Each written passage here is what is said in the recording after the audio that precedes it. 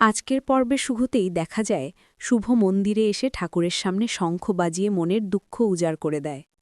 একসাথে এতগুলো সমস্যার বোঝা কাঁধে নিয়ে শুভর মন প্রায় ভেঙে পড়ছে। আদির কাছে কিছুই লুকোয়নি সে, কিন্তু আজ যেন নিজের মনের কথা বলার সাহস পাচ্ছে না। হঠাৎই আদির মেসেজ আসে, শুভকে ডাকে বাইরে একটা রেস্টুরেন্টে। শুভর মনে সন্দেহ জাগে, আদি কি সব জেনে গেল? অন্যদিকে অয়নাকে দেখি ঘরে কম্বল মুড়ে পড়ে আছে। পুরবী এসে উদ্বিগ্ন কণ্ঠে জানতে চায়, কি হয়েছে? পুরবীর চোখমুখে শুধু মায়ের উদ্বেগ। তুই খাস না, কথা বলিস না, একদম নিঃশব্দ হয়ে গেছিস। কিন্তু অয়না রেগে গিয়ে বলে, আমার কিছু হয়নি, আমি একদম ঠিক আছি। পুরবী যখন ডাক্তার দেখানোর কথা বলে তখনই অয়না ভয় পেয়ে যায়।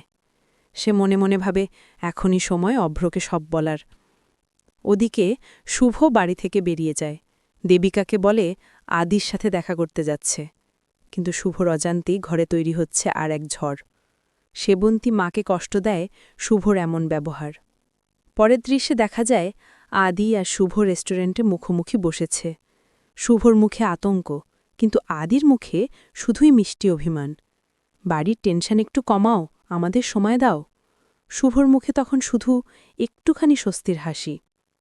এইদিকে একই রেস্টুরেন্টেই অয়না অপেক্ষা করছে অভ্রর জন্য, কিন্তু অভ্র আসছে না। হঠাৎই সেখানে হাজির হয় আকাশ। হাতে জল নিয়ে বলে, এইটা খান, একটু ভালো লাগবে। অয়না তখনই বলে ওঠে, আপনি আমাকে ফলো করছেন? আকাশ শান্ত গলায় উত্তর দেয়, না, কাকতালীয়, তবে আপনি ভালো নেইন সেটা চোখে পড়ছে।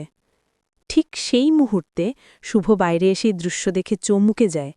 আকাশ আর অরণ্য একসাথে। শুভর কণ্ঠে কড়া সুর, আমার ননদের সাথে আপনি এখানে কেন?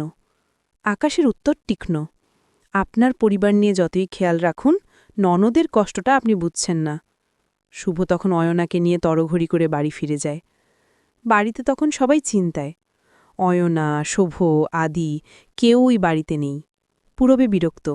এ বাড়ির ছেলেমেয়েগুলো কে কবে কেমন করে তা কেউ জানে না। ঠিক তখনই দরজায় হাজির সৌনিক, বর বেশে। আর তার পেছনে আসে মোহনা, রিপ্ত গলায় বলে, সৌমিক একা আসেনি, আমাকে সঙ্গে করে এনেছি। শুভর মনে তখন কেবল একটাই প্রশ্ন, এই চেনা কণ্ঠটা কার?